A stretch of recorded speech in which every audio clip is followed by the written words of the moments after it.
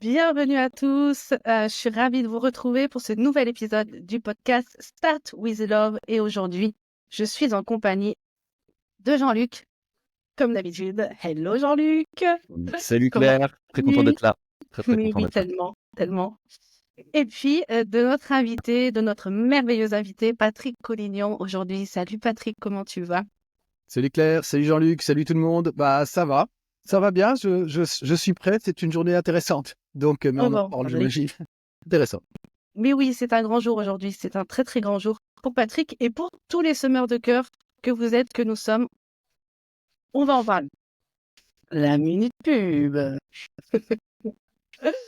Donc, ce podcast Start with Love, c'est vrai, c'est juste un espace pour vous envoyer de l'amour, vous proposer des idées, des stratégies, même pas des stratégies, des prises de conscience. Enfin, en tout cas, on est là vraiment pour parler d'amour, échanger entre nous et avec vous sur comment on met un peu plus d'amour dans nos vies, comment on met un peu plus d'amour autour de vous, autour de nous, autour de vous aussi.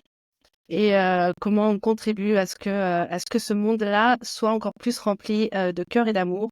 Et aujourd'hui, bah forcément, c'est un jour particulier parce que, Patrick, tu vas nous expliquer, tu vas nous raconter. Mais c'est aujourd'hui que sort le deuxième tome de la collection Semeurs de cœur. Bon, À chaque À chaque fois qu'on dira le semeur running de gag, c'est ça. voilà, c'est ça. il y aura le cas, Non, voilà. je dis que non, Bon, bah, pardon. Parce que en fait, ce qui est important c'est qu'ils s'aiment des cœurs. Ah non, là, tu dois pas sortir le livre, c'était le verbe.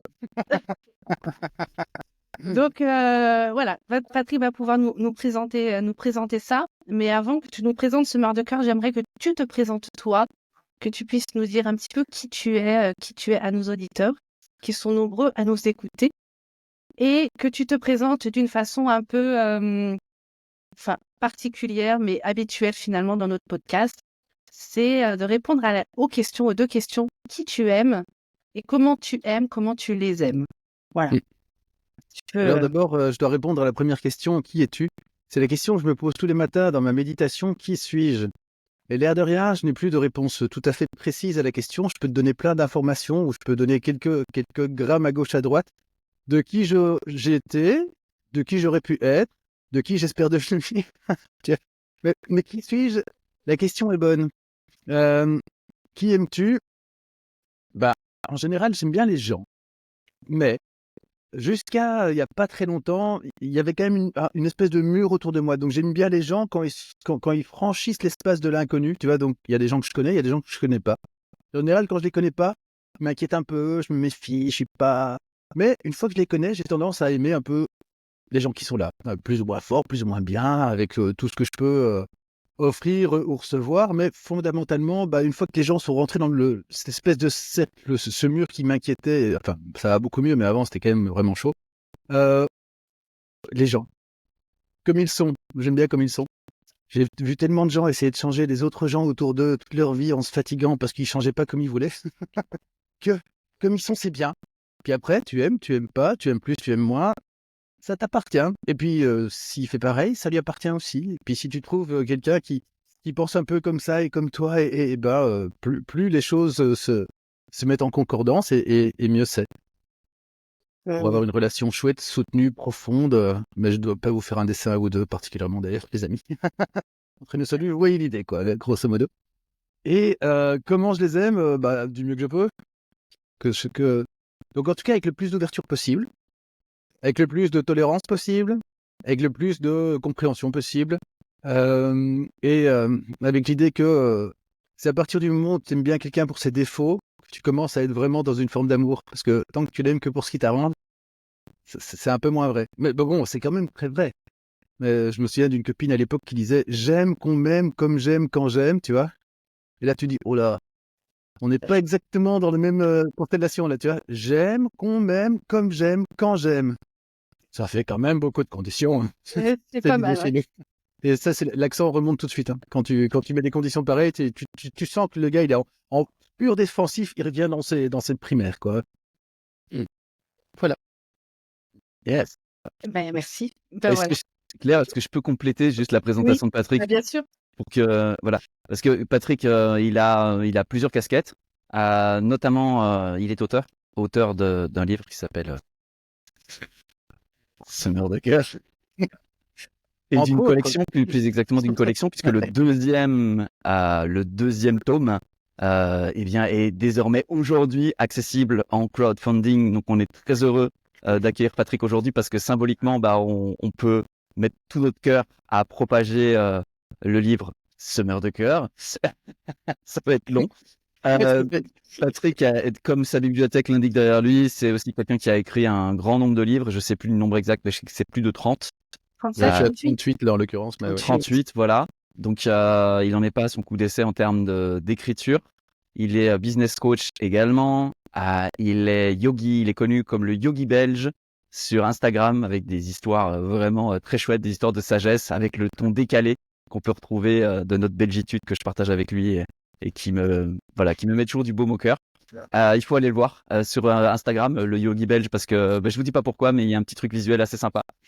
Donc, allez voir Patrick sur Instagram. Et qu'est-ce que j'ai oublié? Business coach, auteur, yogi belge. Est-ce que j'ai oublié quelque chose? On sait bien, écoute. C'est pas si mal. Ouais, c'est ça, quoi.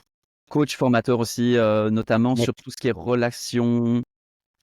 Ouais, J'ai pas donc dit moi, ma toxiques, spécialité, c'est tout ce qui ouais. est anxiété, relations difficiles et toxiques. Effectivement, la gestion des relations difficiles et toxiques. Si vous avez quelqu'un qui vous pompe votre énergie, que vous ne savez pas d'où ça vient, que vous comprenez même pas pourquoi vous pensez que c'est vous la faute, que c'est d'eux, réfléchissez 2 fois parce que potentiellement, c'est pas de votre faute, c'est fait exprès. Genre, ouais. Et puis il y a toutes les stratégies à mettre en place pour faire en sorte de s'en protéger, clairement. Ouais, c'est ça. Et de retrouver de l'équilibre relationnel, quoi. Bon, génial, super. Je voulais juste compléter ça pour que, Oui. voilà, à la réponse de profondeur et de cœur, eh bien, on puisse apporter aussi les éléments un peu plus. Oui, et puis on mettra tous les liens qui vont bien pour suivre l'actualité de Patrick sous la vidéo. Donc, vous pourrez aller cliquer dessus, aller voir. Et du coup, avant qu'on rentre dans nos échanges tous les trois, j'aimerais juste quand même, Patrick, que tu puisses nous parler un petit peu de ce deuxième tome qui sort aujourd'hui, que vous pouvez vous Trop tard. procurer de la collection Semeur de cœur. C'est pas celui-là, ça c'est le Non, premier ça c'est le tome. premier. Le deuxième, je l'aurai dans les mains bientôt, a priori. En tout Ouais. cas, j'ai hâte. Et voilà, j'aimerais juste que tu nous parles un petit peu de ce deuxième tome. Et puis après, on parlera aussi du... Enfin, on peut peut-être pas parler du deuxième tome sans parler du mouvement 1 milligramme d'amour en plus. Je ne peux pas parler du deuxième tome de Semeur de cœur Semeur de cœur. sans vous parler du premier tome de Semeur de cœur. Donc le principe, en fait, il y a 2 choses. La première, c'est l'idée de Semeur de cœur, c'est comment et si on mettait chacun 1 milligramme d'amour en plus dans chacune de nos journées, dans chacune de nos paroles, dans chacune de nos actions, dans chacun de nos gestes, qu'est-ce que ça changerait en fait au monde? En partant de l'idée que l'océan n'est fait que de gouttes, fondamentalement, on s'est dit, bah voilà, ça valait peut-être la peine de proposer des parcours d'élévation, des romans initiatiques qui vont dans ce sens-là, basés sur le Kriya Yoga. Donc, ce sont des techniques ancestrales, enfin, en tout cas, qui ont été recompilées à partir de 1870, quelque chose comme ça, de manière à proposer une voie un chemin spirituel. Le plus connu est potentiellement le livre Autobiographie d'un yogi de Paramahansa Yogananda. Et c'est une lignée donc de gourous, de gens sages, dont le dernier m'a glissé à l'oreille. Et si on écrivait des livres qui aident ou qui proposent en fait des chemins pour que chacun puisse mettre 1 milligramme d'amour en plus dans ses journées, dans sa vie. Et c'est devenu comment semer des cœurs dans ta vie. À partir de ce moment-là, l'idée a été comment on pourrait proposer des chouettes chemins aux gens qui soient pas moralistes, parce que ça c'est insupportable, le mec qui te dit ce que tu dois faire, comment tu dois le faire, pourquoi tu dois le faire et qu'il a raison. Wow, ça fait beaucoup. Donc inviter les gens à des chemins, dans un chemin qui est à la fois une chouette histoire. Donc dans ce mur de cœur, on se trouve donc, c'est l'histoire d'un ours que vous voyez ici qui s'appelle Oupa. Et qui se fait jeter de son cirque au tout début de l'histoire, et puis qui se retrouve tout seul pour la première fois dans la forêt, et qui se demande qu'est-ce qu'il va faire en fait, et qui part à la recherche des neiges d'antan, donc des souvenirs de sa jeunesse où, avant d'être capturé par les humains, c'était chouette.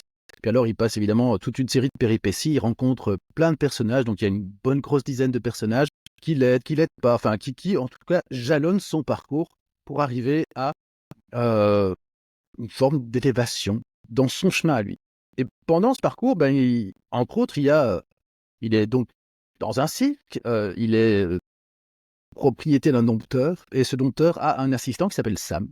Et Sam, au tout début, quand Oupa est délivré du cirque, si je puis dire, Sam est vraiment pour quelque chose.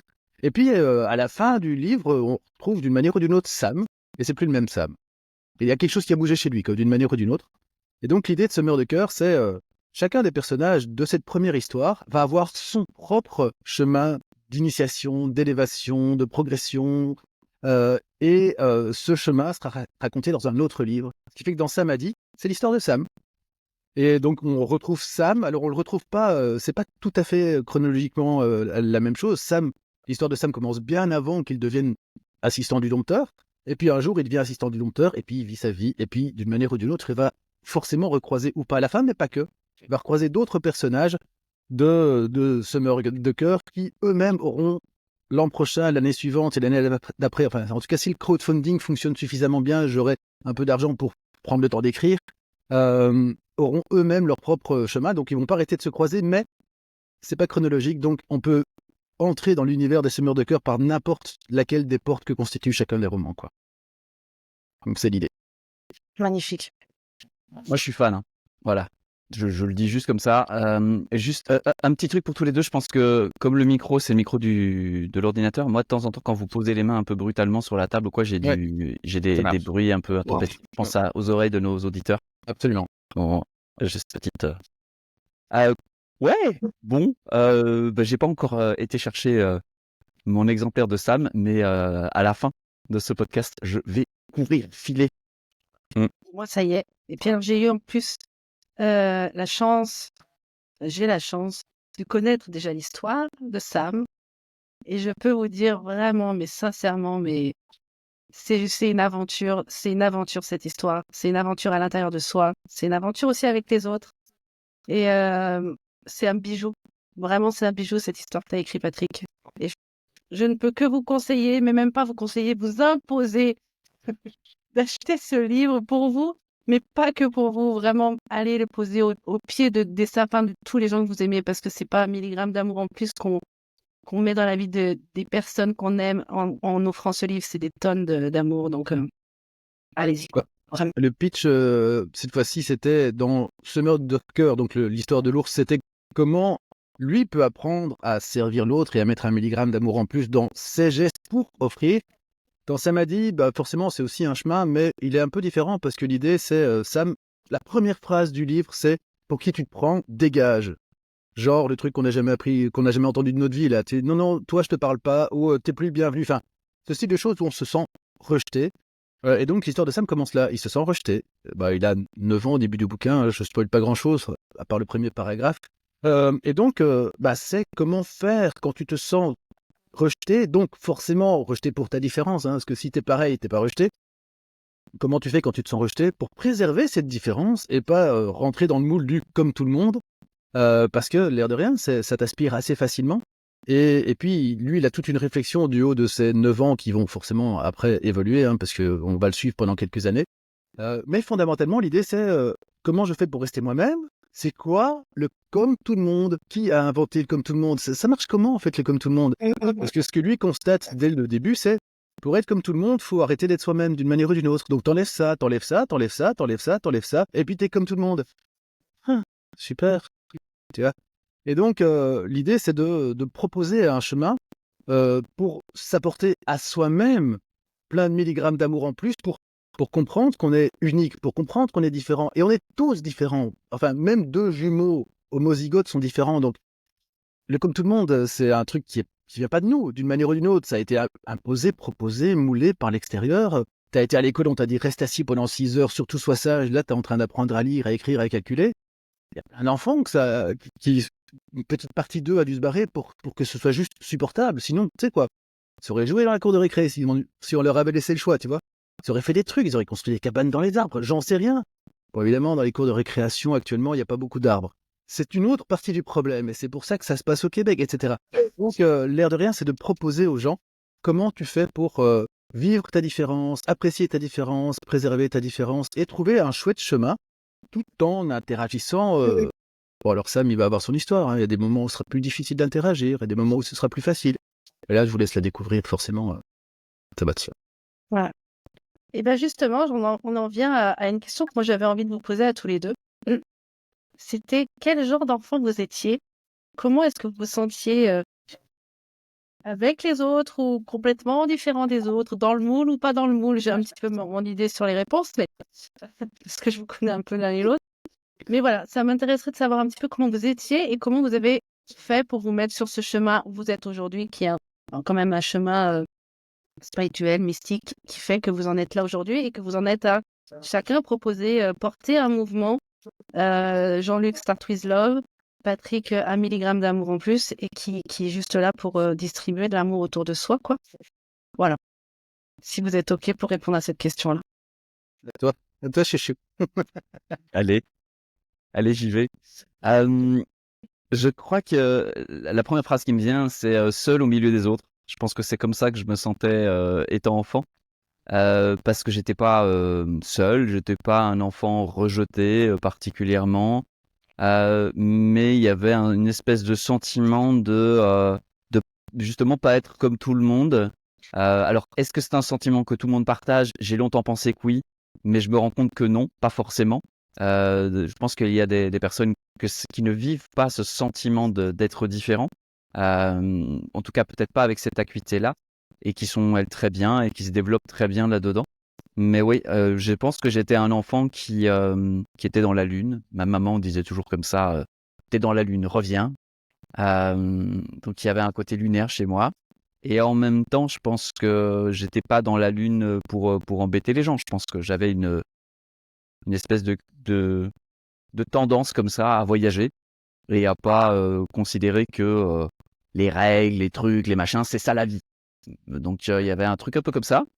Et j'aime bien ce que tu as dit, Patrick, parce que je me rends compte que finalement, tu as dit un truc qui est préserver sa différence. Je trouve que c'est très très beau ça, d'arriver juste à dire à quelqu'un, voilà, comment tu fais pour préserver ta différence, pas comment tu l'imposes aux autres pour que les autres s'y soumettent, mais comment est-ce que toi t'en prends soin, comment est-ce que toi tu vis avec et tu la préserves.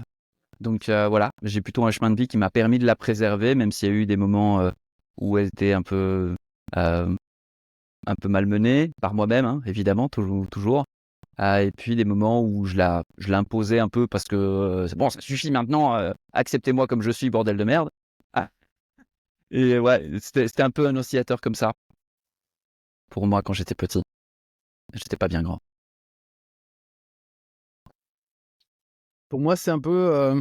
Putain, j'ai rien compris à ce qui se passe ici. C'est quoi ce truc, tu vois? Qui sont ces gens? Mais qu'est-ce qu'ils font? Et pourquoi ils font ça? Et alors, je crois que ma question de base, c'était pourquoi? Et la réponse que je supportais pas, c'était parce que, tu vois? Parce que, non, mais ça suffit pas. Est-ce que Parce c'est que c'est comme comme ça. Ah non, non, non, mais il y a pas de. Enfin, pourquoi c'est comme ça? Parce que c'est comme ça. Et là, très vite, on tournait en rond, quoi, tu vois? Non, mais pourquoi c'est comme ça? Bah, parce que c'est comme ça. Oui, mais bref. Et donc, l'exemple le plus évident que je prends, c'est à 5 ans, je me suis demandé comment ça se faisait de voir. Tu vois, j'étais devant le miroir de la salle de bain, je me regarde, je me dis, mais comment ça marche un œil? Comment ça marche de se voir? Tu vois, c'est quand même un truc de dingue. Comment ça marche? Et puis je me suis posé longtemps cette question parce que comment ça marche, tu vois? Et puis genre 10 ans après, on m'a donné des cours d'optique en physique. Ouais, ok. Donc tu vois l'inversion dans le cristallin, l'inversion rétinienne, ton cerveau qui recompose tout. Ouais, ok. Puis j'ai eu des cours de bio où on t'expliquait que le nerf optique c'était super important parce que l'image se constitue sur la rétine avec les bâtons et les cônes et machin. Ok, et côté magique, là, tu vois en fait. Je sais pas si tu vois ce que je veux dire. Tu vois. Donc voilà, tout le côté scientifique, technique, bah, je le comprends et on vit dans ce modèle d'univers et de société là et c'est super. En même temps, c'est magique de voir et c'est pas ni l'optique, ni la biologie, ni la neuro-optique qui m'a expliqué la magie de la vision. Et donc moi j'ai toujours fonctionné à mon avis sur ces deux pôles-là avec le côté rationnel, puis le côté émotionnel qui au fur et à mesure ou plus spirituel qui commence à se développer de plus en plus. Et au début, c'était compliqué pour moi de vivre dans la société des gens. C'était pas si simple. Donc j'ai un parcours atypique en termes professionnels. En tout cas, j'ai clairement un parcours atypique. C'est évident. Qui est pour moi une richesse, un autre, et qui est reconnu maintenant. Il y a 20 ans, il me disait, ça c'est quand même vraiment bizarre. Il y a 10 ans, il me disait, ah, c'est quand même vraiment sympa. Tu vois, c'est ceux qui sont restés 10 ans de trop dans la même boîte. Et là, maintenant, ils disent, ah ouais, ça, c'est vraiment riche. Bah oui, ça, je le savais quand j'ai commencé, grosso modo, que j'allais creuser ailleurs un sillon qui me permettrait d'avoir le luxe absolu de gérer mon temps comme je veux. Bah oui. Et ça, à l'air de rien, 9-17, c'est rarissime quand je fais des missions, oui, mais sinon, je connais pas, et j'en connais beaucoup par contre qui en souffrent, quoi. C'est vraiment pas évident. Complètement. Ok, merci. C'est cool de vous imaginer à 5 ans. Alors Jean-Luc et moi, en plus, on était dans la même école plus tard, mais on s'en est rendu compte il y a 5 ans, tu vois. Ah, t'étais dans cette école-là? Ah ouais, toi aussi? Ah, mais j'étais avant toi. Ah, c'était amusant, j'ai failli avoir son papa comme prof. Sauf que j'étais pas dans la bonne option, mais si j'avais été dans cette option-là, j'aurais potentiellement eu le papa de Jean-Luc comme prof. C'est magnifique. Comme quoi, le monde est vachement petit. N'oubliez pas de semer des cœurs autour de vous, parce que le monde est petit. Et Dieu vous le rendra au centuple. Alors, pour ceux qui écoutent le podcast mais qui ne le regardent pas, à chaque fois que vous entendez semeur de cœur, tous les trois, nous mettons le livre sur notre visage. Et voilà, comme ça, vous aurez peut-être envie de regarder le podcast et pas seulement de l'écouter. Parce qu'il se passe des trucs visuellement incroyables sur ce podcast. Incroyable. Ouais, il y a une production de fou. C'est dingue. Et du coup, comment est né chacun pour vous les deux mouvements que vous avez créés, Start with Love et 1 milligramme d'amour en plus? Ça part d'où? Pourquoi? Et pourquoi faire? Et ça sort d'où ces deux mouvements-là? Alors, semeur de cœur, au tout début, ça vient de Serge Iveco, qui suivait un enseignement auprès de son gourou, Goswami Kriyananda. Et Kriyananda expliquait les lois du karma un jour, et il a écrit un livre qui s'appelle Les lois du karma. Et quand il en a parlé, il en avait évidemment quelques exemplaires. Et tout le monde s'est jeté dessus et a commencé à lire. Et Kriyananda a glissé à l'oreille de Serge, tout est dans la couverture. Et sur les couvertures, on voit un homme dans un champ en train de semer des cœurs. Et Serge se dit, ça c'est un truc que je dois faire, quoi. Et c'est grâce à ça que Semeur de cœur existe, parce qu'un jour, il y a quelques années, il est venu me parler en disant, je veux écrire un livre, mais je sais pas écrire. Toi, tu sais écrire? J'en avais déjà écrit 36, genre, donc oui, je sais. C'est difficile de dire non, en tout cas, tu vois. Donc oui, forcément. Donc, il faut écrire un livre sur le CRIA, un truc technique, c'est super important. Il voulait faire un machin, genre 600 pages techniques, et ça, je lui ai dit, non, ça c'est bon. Sur les 38 livres, il y en a 28 qui sont purement techniques, 6 qui sont bien techniques. C'est bon, j'ai fait, je ferai plus, quoi. Par contre, moi, je veux bien écrire des romans, c'est ce que j'ai toujours voulu faire. Donc maintenant, je m'offre cette possibilité-là. Donc on peut écrire une histoire. Il a fait, ok, si tu veux. Et puis je lui ai demandé quelle histoire était pour lui, quel était le livre le plus impactant, parce qu'il voulait alors pas un truc trop long. Donc il est parti sur Semeur de cœur, le chevalier à l'armure rouillée, Jonathan Livingstone de Goéland, et je lui ai dit ok deal, donc ça c'est notre pitch, si tu veux, enfin le format de Semeur de cœur, ce sera ça. Et c'est pour ça que Semeur de cœur, il fait tu peux le montrer comme ça aussi, il est pas très épais, et c'est du papier bouffant, donc... Mais l'idée, c'était de faire passer des choses de manière assez légère dans quelque chose, enfin dans un livre, un récit assez condensé. Et Semeur de cœur et Samali, par contre, ce sera 2 fois plus épais quand même. Là, on est plus en mode l'alchimiste de Paulo Coelho, pour citer quelqu'un que je connais et qui m'a dit que j'y ressemblais. Ah, joli. Et donc, Semeur de cœur est parti de là. Et puis, l'idée, c'est pas tellement d'avoir un mouvement, parce que l'air de rien, un mouvement, je sais pas très bien c'est quoi un mouvement, comment on lance un mouvement, comment on tient un mouvement, et puis en gros, tu t'auto-positionnes comme leader du mouvement, c'est pas extrêmement confortable pour moi, fondamentalement. Mais une communauté de semeurs de cœur, ça me va très très bien. Et l'idée, c'est effectivement d'avoir cette espèce de baseline, comment on met 1 milligramme d'amour en plus dans nos vies et celles des gens qui nous sont proches, et en fait dans nos vies en général, de manière à repousser par cette espèce de petite lumière qu'on est chacun, repousser un peu l'ombre qui nous entoure, l'ombre de l'anxiété, de la souffrance, des guerres, de tout ce qui se passe en fait dans le monde et qui n'est pas spécialement... waouh, en tout cas moi ça me met pas en joie le matin quand je regarde les news, donc je regarde plus les news, comme ça je reste un peu plus en joie. Comment tu préserves ta différence, c'est ça aussi, l'air de rien. C'est de pas se laisser imprégner par la sinistrose, je dirais, ambiante, sachant que il y a d'autres pays dans le monde où c'est quand même vraiment bien pire que chez nous, hein. Faut quand même remettre toujours le truc en perspective. Donc Semeur de cœur, grosso modo, vient de Serge qui m'a chuchoté à l'oreille cette idée. Et à partir du moment où on écrit des livres, le côté exemplaire va de soi. Tu écris des livres semeurs de cœur et toi, tu sèmes pas de cœur. Non, ça, c'est pas possible. Ça C'est ne pas fonctionne pas. Sam a dit, et tu n'es pas Sam. Ah, c'est difficile aussi. C'est pour ça que la fin du bouquin, comme Sam va plus loin que là où je suis maintenant, c'est un petit peu plus compliqué. Mais bon, après, tu es obligé d'y aller. Donc, ça m'ouvre mon propre chemin en proposant à d'autres de les suivre dans plusieurs invitations. C'est magnifique. Donc, c'est très bien. Merci. Génial, génial, génial. Pour ma part, Start with Love, c'est un flocon, ce qu'on appelle en communication un flocon, c'est-à-dire le plus petit élément qu'on va retrouver dans tout un ensemble de choses qu'on communique. Et, j'avais fait tout un travail là-dessus pour essayer de créer de la cohérence dans la communication, et qui était une chose qui était importante pour moi à ce moment-là. Et donc, on avait un consultant, tu étais là d'ailleurs, Claire, à ce moment-là, ça doit faire 5-6 ans, je crois, ça fait un bout de temps. En écoutant notre univers, en écoutant ce que j'avais envie de poser, il a proposé ce flocon-là, hashtag Start with Love, commencer avec l'amour. Et donc du coup, c'est là que c'est vraiment né. Et puis ça a continué, mais en sous-marin, avant de renaître plus fortement ces derniers temps. Parce qu'il y a la notion de start, donc vraiment du commencement, qui est un sujet qui me tient vraiment moi à cœur. Prendre soin du commencement, parce que tout est dans la graine, et ce qui n'est pas dans la graine n'a aucune chance d'apparaître, et ce qui est dans la graine va très probablement apparaître. Et donc du coup, prendre soin de la graine, au lieu d'essayer de rectifier les choses devant soi, s'assurer que les fondations sont bonnes. C'est vraiment tout mon sujet aussi d'accompagnant des entrepreneurs. Parce que je vois aussi que ce qu'on met à l'origine de son aventure entrepreneuriale, de sa boîte, de son activité, eh bien, va proposer ou imposer ou suggérer ou permettre ou empêcher certaines choses. Et que quand on change ce point de départ, tout peut se déployer d'une autre manière. Donc, Start with Love, en gros, c'est tant qu'à mettre quelque chose au point de départ, pourquoi pas aller mettre de l'amour. Donc, voilà, ce mouvement-là, il est né d'une démarche communicationnelle. Et puis, il a pris du sens au fur et à mesure du temps, et de plus en plus de sens.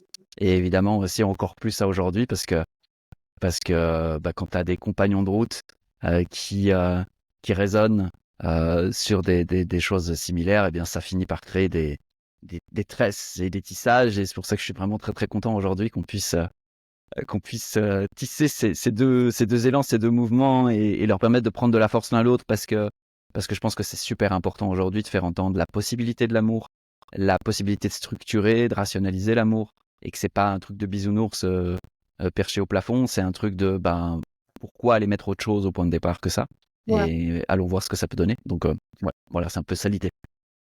En plus, quand tu écris des livres, tu es obligé de creuser un peu. Donc, dans Heureux si je veux, un livre que j'ai écrit il y a quelques années maintenant, je parle de la roue du désir, en fait. Donc, tu as un désir, ça c'est le truc qui t'enflamme, et puis tu essaies de l'avoir, et puis une fois que tu l'as, voilà, t'en profites. Tu voulais une Ferrari, par exemple, un désir super important dans la vie, je trouve ça vraiment essentiel. Tu peux l'avoir décapotable si vraiment tu préfères. Bref, tu as cette envie, tu mets tout ce qu'il faut, et alors là, ça marche pas, t'es déçu, t'es content pour y arriver, puis tu l'obtiens, et en fait, c'est chouette 2 jours, et puis c'est ta voiture, quoi. La super Ferrari devient juste ta bagnole, et fondamentalement, l'idée de l'humain, c'est une fois que la réalisation est faite, t'as une frustration qui s'impose, et généralement, elle provoque un nouveau désir. Tout ça pour dire que, pour contrer la peur, parce que c'est de ça qu'on parle fondamentalement, l'anxiété, tu parles d'amour, hein, donc l'anxiété du monde actuel génère quand même pas mal de peur, et je suis sûr que la plupart d'entre ceux qui nous regardent, comme nous d'ailleurs, hein, on vit dans une forme de peur, la peur de ceci, la peur de cela, la peur de manquer, la peur de demain, la peur, l'anxiété climatique, enfin, il y a quand même pas mal de choses qui sont là. Eh bien, en fait, il y a 2 antidotes à la peur. Le premier, c'est justement le désir, et je pense que tous les marketeers du monde ont bien capté que plus tu maintiens l'envie, le désir des gens, plus en fait, ils sont en train quelque part de générer, de réguler compulsivement leur peur. Donc, tu as une grande peur, tu as besoin d'un grand désir pour essayer de contrer la peur, mais en fait, comme je viens de le dire, c'est jamais assez. Donc, en fait, la peur revient, et puis en fait, ça s'appelle la société de consommation, hein, fondamentalement, c'est pas débile. Et ça, c'est le côté très émotionnel. Pour lutter contre la peur, tu mets du désir à la place. Et puis, tu as un côté plus spirituel. L'antidote de la peur, c'est l'amour. Parce que là où il y a de l'amour, en général, la peur disparaît. Parce que tu as tout ce qu'il faut. Si tu t'aimes, tu n'as plus peur qu'on t'aime pas, par exemple. C'est très con, mais c'est bien le point de départ. Qu'est-ce que plein de gens ne feraient pas pour être aimés? Eh ben, quand tu t'aimes suffisamment, tu n'as plus besoin de faire quelque chose pour être aimé, vu que tu t'aimes suffisamment. C'est réglé. Et donc, tu as plein de choses qui tombent et tu as plein de peurs qui tombent. Ce qui fait que tu peux aller sur un chemin qui est beaucoup plus lumineux et où il y a fondamentalement beaucoup moins d'ombres qui peuvent te faire obstacle. Parce que être dans l'amour, c'est pas un truc de bisounours. Alors, les bisounours aiment bien aussi, on va pas leur en vouloir non plus, tu vois. Moi, je trouve ça très très bien. Mais avec cette idée d'apporter quelque chose à soi et au monde. Et plus tu t'apportes à soi, plus tu apportes au monde. Et plus le monde te nourrit, plus tu peux le nourrir en retour. Enfin, c'est vraiment un cercle vertueux. Sachant que le désir et la peur, c'est plutôt un cercle vicieux parce que t'en sors jamais, en fait. C'est impossible d'en sortir, quoi. Et toute l'organisation de la société est faite pour que t'en sortes jamais. Et c'est là où le comme tout le monde, pour les adultes, joue aussi vachement son rôle. Quoi? Tu n'as pas acheté, comme tout le monde, une dernière Ferrari décapotable? Ah merde. Oh. Donc je suis rejeté, c'est ça? C'est ça? Vous me voulez plus parce que j'ai pas ma... etc., etc. Par contre, si vous voulez faire comme tout le monde et vous procurer le nouvel, voilà, le nouveau Sauveur de cœur, bien, surtout, n'hésitez pas. Donc, c'est le tome 2 d'une histoire magique, Sam a dit, le tome 2, est actuellement en crowdfunding parce que, eh bien, c'est comme ça que Patrick avait à cœur de proposer finalement une démarche collective, une démarche ensemble autour de ce livre. Donc voilà, c'est le moment, c'est l'instant. Pub de Jean-Luc de Vecter. Voilà, c'est fait, c'est dit. Et moi, j'avais une question pour vous aussi. Euh, Vous êtes tous les deux, vous avez tous les deux emprunté, vous êtes sur un chemin mystico-spirituello, enfin, je sais pas comment on peut comment vous le définissez, vous, votre chemin à vous. Mais pour en avoir discuté avec pas mal de monde, et pourquoi se mettre aujourd'hui sur un chemin mystique quand on voit le monde dans lequel on évolue, c'est complètement, enfin, comment on fait et comment on fait pour vivre sur cette terre enfin, est-ce que vous avez des choses à apporter justement à ces personnes qui se posent la question, mais pourquoi se mettre sur un chemin mystique alors qu'en fait la planète elle part en vrille, quoi? Et qu'est-ce que ça va apporter? Et est-ce que c'est vraiment difficile de se mettre là? Et quel est l'objectif? Et juste, enfin, ouais, c'est plein de questions qui souvent émergent quand je commence à discuter avec des personnes de ça. Mm. Et ça m'intéresserait d'avoir vos retours et je pense que ça peut parler à pas mal de monde qui nous écoute. Si c'est OK. Alors, il y a deux façons d'accompagner les gens. Et là, je parle direct, c'est plutôt ma casquette de coach, en l'occurrence, cette fois-ci. Il y a ce que j'appelle les quick fix. C'est-à-dire, tu peux donner des petits trucs très utiles dans, par exemple, la gestion du stress, la gestion des comportements toxiques des autres. Des petites choses qui changent ta vie parce que le jour où tu es un peu moins stressé, ta vie a changé, en fait.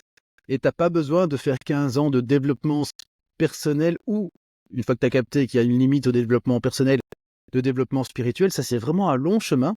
Et alors juste petite parenthèse, moi ce que je trouve vraiment pourri, c'est que tu as des gens qui te font penser qu'ils te font des quick fix et qui t'emmènent pendant 15 ans en thérapie, quoi. Ça va pas.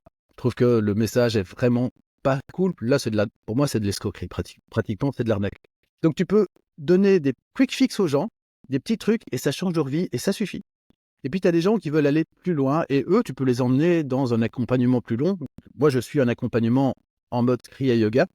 Ça demande du courage, ça demande de la discipline, ça demande du temps, ça demande de l'énergie. Ça tombe pas du ciel. Je veux dire, c'est pas un jour, tiens, je suis illuminé. Non, pour être illuminé, tu sais quoi, tous les matins, tu allumes ta petite bougie toi-même, tu vois, et puis t'attends qu'elle fonde parce que la prochaine attend, et c'est celle de le lendemain matin. Et quand ton sac poubelle est plein de cul de bougies, là, tu vois, les petites bougies chauffe-plat des restos chinois, là, tu vois, quand ton sac poubelle de 100 litres est plein, peut-être que tu peux commencer à dire que tu as commencé à bosser. Il faut vraiment quand même être conscient que c'est un vrai travail. Maintenant, si tu prends ce chemin-là, tu choisis ce chemin-là. C'est pas un chemin qui t'est imposé, c'est plutôt un chemin qui t'est proposé. Et si tu choisis ce chemin-là, tu sais qu'il y aura du travail. Mais qu'est-ce qu'il y a à la fin? Écoute, moi, je suis pas à la fin, donc je peux pas dire. Par contre, ce que je peux dire, c'est que le chemin tel que je l'ai emprunté et tel que j'ai la chance de le suivre, entouré de gens qui eux-mêmes le font et qui sont pleins d'amour aussi, fondamentalement, c'est ma vie a changé. Je suis beaucoup plus cool dans ma vie, je suis beaucoup plus posé, je suis beaucoup moins inquiet, j'avance vers ma propre illumination, ma propre réalisation, je pense au point de départ, et en fait, je commence à m'en foutre. C'est réaliser, pas réaliser, en fait, qu'est-ce que ça change? fondamentalement, la vie n'a jamais été aussi simple et aussi posée et aussi chouette, quels que soient les éléments extérieurs, qu'aujourd'hui. Et ça, je pense que perso, je suis très content d'avoir choisi ce chemin, mais c'est vrai que ça bosse. T'as pas le choix, en fait. Voilà, c'est validé. Il y a eu le petit signe. Réponse validée. Euh, Est-ce que tu peux juste me relancer sur ta question parce que je suis parti avec la réponse de Oui. compliqué. Euh, à quel point, comment ça se vit pour toi de prendre ce chemin-là au milieu de l'ambiance qui est pas forcément toujours très, très positive Ouais. Ouais, ce que j'observe, c'est que il y a souvent confusion et des personnes qui s'engagent parfois sur un chemin spirituel pensant que ça va résoudre quelque chose dans leur vie et que ça va permettre en fait de gagner plus d'argent ou de rencontrer l'âme sœur ou pour ma part, le chemin mystique m'a rien apporté de tout ça. Je dois toujours, si je veux réussir mon entreprise, ben je dois faire le travail d'un entrepreneur. Si je veux réussir mon couple, je dois faire le travail d'une relation de couple. C'est pas l'illumination ou quoi que ce soit sur un chemin mystique qui apporte ça. Par contre, ça change pas les choses à l'extérieur de nous. Et je pense que si on s'engage sur un chemin mystique pour obtenir des choses à l'extérieur de nous, je pense qu'on passe à côté on passe à côté de la proposition.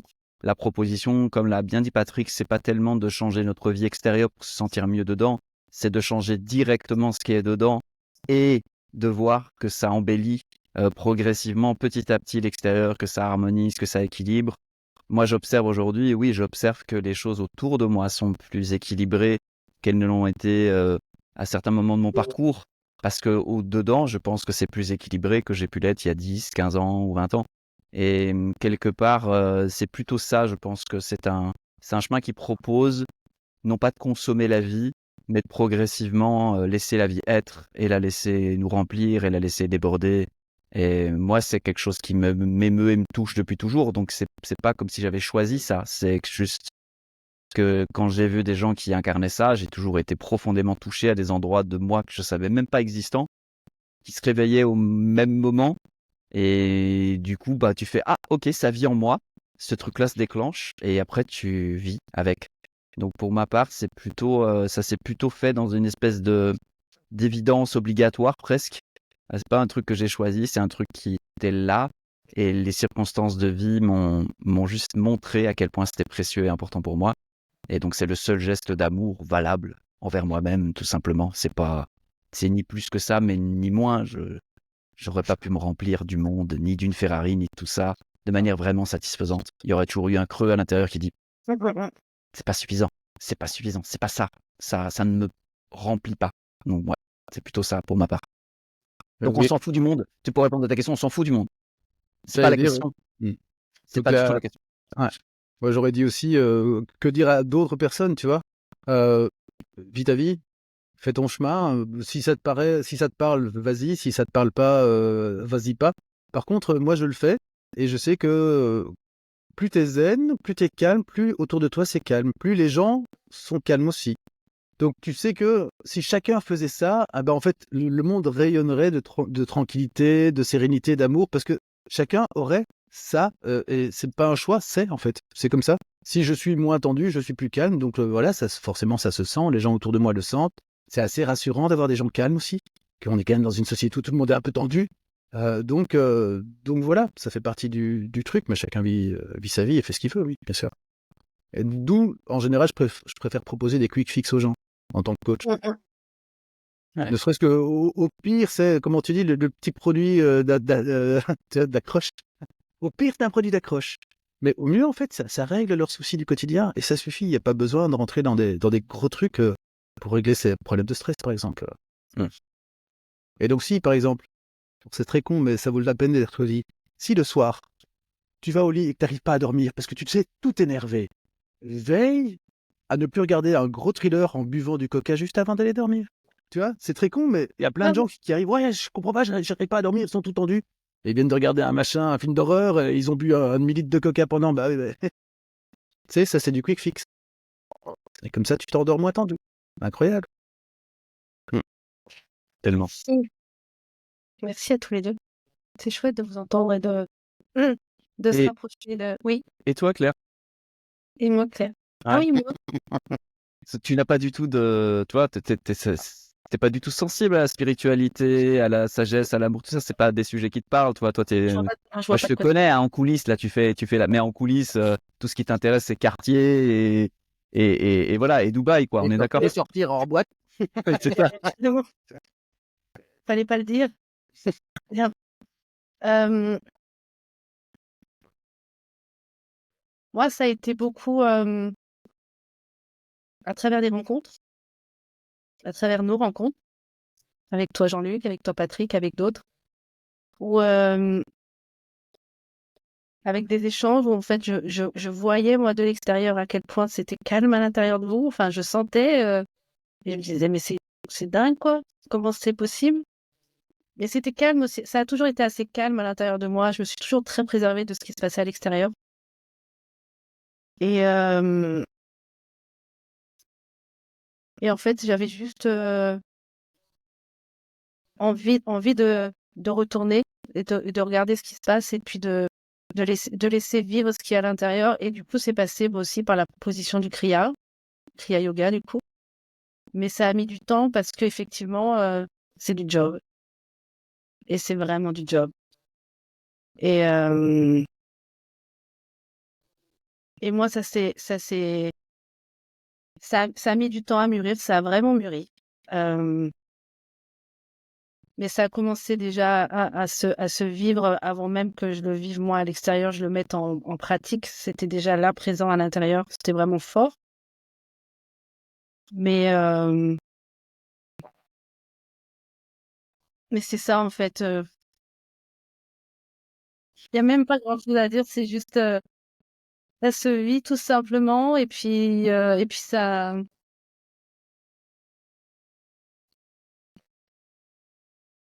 Moi, je dis, hein, je vais là où il y a de l'amour. Et là, il y avait de l'amour, donc j'y suis allée. Et je l'ai tellement senti. J'ai vu Et de la c'était lumière. tellement évident. Comment? J'ai vu de la lumière, alors je suis Ouais, non, mais rentré. c'est ça. Et je l'ai tellement senti fort et c'était tellement évident que je pouvais pas dire, oh non, non, non, pas maintenant, non, non, non, une autre fois peut-être. Enfin, non, ça disait juste, viens, quoi. Bon, bah, ok, j'y suis allée. Et c'est ce qui me permet aujourd'hui, quand même, de traverser des étapes. Enfin, sur les derniers mois, ça m'a permis de traverser une étape de ma vie qui a été, bon, qui a pas été simple, mais avec quand même relativement de paix, de sérénité. Il y a eu des moments plus ou moins difficiles, mais qui ont pas vraiment duré, qui ont vraiment pas duré en fait. Vraiment beaucoup de paix et de sérénité. Et en fait, ça a été très fluide, quoi. Et je sais que si j'avais pas eu le Kriya Yoga et puis bon, clairement, ouais, ça aurait été plus hard, quoi. Donc c'est ça en fait, c'est vraiment, ça ramène de la paix à l'intérieur de soi. Et Et si Et toi aussi, dans ta vie, dans ta rue, si tu croises une lumière et que tu te dis, moi aussi, je vais rentrer, n'oublie pas qu'ici, c'est habité par des semeurs de cœur. Et ils seront contents de te voir arriver, car il y aura toujours bien quelqu'un qui multipliera les pains pour toi.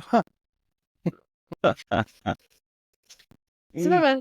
c'est pas mal. Et vous, chers auditeurs, est-ce que vous êtes sur une voie, quelle qu'elle soit, ou un cheminement qui vous permette d'apporter un peu plus d'amour, un peu plus de paix, un peu plus chaque jour, à vous-même déjà et puis autour de vous? Si oui, dites-nous dans les commentaires, c'est quoi votre chemin? Comment c'est pour vous? Ça nous fera plaisir de vous lire et puis de pouvoir connecter aussi avec vous. Donc voilà, petit temps à vous de jouer dans les commentaires, en dessous là, juste en dessous de la vidéo. Ouais, c'est là que ça se passe. Et donc avant qu'on se quitte, on va faire une dernière, la question tous à poil de Jean-Luc. Ah oui, c'est ma rubrique. Ah oui. C'est J'avais quoi, oublié, du coup, je Ouais. l'ai bien préparé. La question tous à poil, c'est une question où tout le monde se met à poil. Voilà. En fait, c'est la question. Ouais, c'est la question. Bah, mais je ne sais pas laquelle, du coup. Elle va venir. Alors, j'en profite pour vous dire aussi, si vous avez des idées de questions tous à poil, n'hésitez pas également à les écrire dans les commentaires. Ça permettra, du coup, pour ma part, de ne pas travailler, ce qui est quand même tout de suite un des objectifs de ma vie. appréciable. Euh, Et donc là, comme vous n'avez pas travaillé et que je n'ai pas travaillé, j'espère qu'il va y avoir un temps d'inspiration tout à coup qui va m'aider à ne pas travailler. Alors la question tous à poil que j'aurais envie de vous poser, à vous qui nous écoutez, à toi Patrick, à toi Claire, euh, ce serait probablement celle-ci. Ce serait si, euh, ouais, si il y avait, ouais, on va dire comme ça, s'il y avait une chose dans la société que vous aimeriez faire disparaître en un claquement de doigts, ce serait quoi? La Une dopamine. La quoi? La dopamine. Tout le système de branchement du cerveau humain sur le circuit de la récompense, qui fait qu'en fait, tu peux reproduire systématiquement des comportements qui t'apportent du plaisir, même s'ils sont négatifs pour les autres, et même d'ailleurs pour toi, hein, tous les fumeurs le savent. Simplement parce que tu y as tiré du plaisir une fois, et ce plaisir, c'est soit un vrai plaisir physique, soit un plaisir social. Donc, tu as une Ferrari, en fait, peu importe, tu avais juste envie d'avoir une voiture et une Dacia aurait très bien convenu, mais dans ta communauté, tout le monde a une Ferrari, donc tu te sens obligé, etc., etc. Et non seulement tu as du plaisir parce que tu as une voiture, ça c'était, tu aurais pu l'avoir avec une Dacia, mais par contre, tu as le plaisir d'être reconnu par ta communauté. Donc, tout le côté dopaminergique qui fait que les gens sont capables d'être vraiment focus sur leur propre fonctionnement et de rentrer dans des systèmes où ils évitent ce qui est un peu pénible, chiant, et qui vont vers une forme de facilité pour se donner une dose de drogue. En fait, la dopamine, c'est une drogue que ton cerveau synthétise pour toi, donc pourquoi s'en priver? Je pense que t'enlèves ça, l'être humain devient quelqu'un de potentiellement moins dangereux pour lui-même et pour la planète. Alors évidemment, c'est moins fun, mais en même temps, quand tu vas vers plus de méditation, c'est peut-être moins fun. Ce serait peut-être plus sympa de bouffer des chips en regardant un thriller. Mais après, tu dors moins bien. Mais quand tu médites, tu vas au lit plus calme. Et ça, c'est bien. Excellent, et toi Claire? Moi, ce qui m'est venu, c'est le bruit. Moi, le bruit inutile, le bruit qui t'empêche de te mettre en silence et de revenir à toi, le bruit qui t'en met plein la tête et qui t'embrouille le cerveau, le brouhaha ambiant, c'est le bruit. Moi, j'aspire à plus de silence et à plus de calme et vraiment de silence parce que je crois que c'est vraiment dans le silence où on se connecte vraiment et il peut se passer des belles choses et des belles idées. Et s'il y a trop de bruit, on peut juste pas se mettre dans le silence et revenir se rapprocher de soi. Donc voilà, le bruit, les gens qui parlent trop de bruit dehors, le bruit en règle générale. Moi, ce serait ça que j'enlève. Et donc pour ceux qui nous écoutent, vous aussi, dans les commentaires, en un claquement de doigts, qu'est-ce que vous enlèveriez dans la société? Et toi, Jean-Luc? J'ai pas le temps d'y réfléchir. Qu'est-ce que j'enlèverais dans la société? J'enlèverais... alors ça rejoint pas mal ce que vous avez dit, hein. J'enlèverais le bruit, mais alors le bruit dans le sens de... comment j'arrive à dire ça? Dans le sens d'une forme d'excitation. J'enlèverais la surexcitation pour qu'on puisse retrouver quelque chose qui permet d'entendre, en fait. Juste de se poser 2 minutes et de se dire comment tu te sens. Parce que quand on est super excité, on n'a plus la capacité de voir comment on se sent, en fait. Et du coup, on est dans des réactivités toujours plus rapides et ça crée et du bruit et de la toxicité. Et donc, il y aurait quelque chose de l'ordre de ralentir, donc de claquer les doigts, d'enlever cette surexcitation qui part et qui monte et qui fait qu'on n'arrive même plus à se sentir, à s'écouter, à être ensemble, quoi. Et donc, on peut aussi se mettre en méditation, se poser, se mettre en silence. C'est bon. Voilà. Eh ben, merci infiniment. Je crois que on a pu, vous avez pu partager plein de choses et donner des idées. Je sais pas. Dites-nous un petit peu en commentaire ce qui a popé chez vous à l'écoute de ce podcast. Ça nous intéresserait de le savoir. Et puis, bah, merci infiniment à tous les deux d'être là, d'avoir été là aujourd'hui, d'avoir pu partager un petit peu de vous. C'est vraiment précieux. Moi, je suis vraiment heureuse d'avoir partagé ce moment-là avec vous deux. Là, je vous aime infiniment et c'est toujours une joie de vous écouter. Merci à vous qui nous avez écoutés, d'être là aussi et d'envoyer toujours plus d'amour. C'est que du bonheur. Et puis, mettez-nous en commentaire si vous avez d'autres idées, des questions que vous aimeriez nous poser. Et puis, n'oubliez surtout pas d'aller chercher votre exemplaire du tome 2, Semeur de cœur, qui est Samadhi. Donc, c'est pas ce livre-là, mais vous pouvez aussi vous procurer ce livre-là en vous procurant Samadhi. Vous pouvez vous offrir les deux, bien évidemment. Donc, vous C'est trouverez sur, sur... ouais, Oui, c'est ça, vas-y. on peut tracer en commentaire, mais donc c'est sur Ulule, Samadhi. Donc Sam a dit, comme quand Sam parle et dit des choses. Sam a dit. Sur Ulule, si vous rentrez ça dans un moteur de recherche correct, ça devrait le faire, quoi. Mais de toute façon, le lien sera juste en dessous, en commentaire. Vous pourrez cliquer et aller vous offrir et offrir ce bijou autour de vous. Et Et donc, bien au cas voilà. où, si vous avez Oui. bien suivi les commentaires, pour la prochaine question plus qu'à poil, là, t'as Christian Junot qui dit « Te mettre à poil, ce serait dévoiler quoi de toi ?» Je pense que ce serait une bonne question pour la prochaine fois. Comme ça, t'as Merci, pas à te Christian. poser la question, l'autre va y répondre tout seul, et en général tout rouge. Et ça, c'est bien. Merci, Christian. Si tu en as d'autres, n'hésite pas. On hésite. Si elles sont toutes du même cabinet, tu peux hésiter. Mais après, on fait ce qu'on veut, nous. Hein. Ouais. Est-ce que vous avez un petit mot un petit dernier mot à dire à toutes les personnes qui nous écoutent? Ouais. Ouais. Et si vous mettiez dans vos journées, dans vos gestes, dans chacune de vos paroles, 1 milligramme d'amour en plus, qu'est-ce que ça changerait pour vous et qu'est-ce que ça changerait pour le monde? Bah voilà. Pas mieux. Et voilà, on vous laisse avec cette question. Méditez dessus. Vous pouvez aussi écrire la réponse en commentaire. Bon, ça fera plaisir de vous lire. Mais surtout, posez-vous cette question pour vous. Et puis, je vous souhaite le meilleur. Merci infiniment. Bah, à bientôt. Ciao, ciao.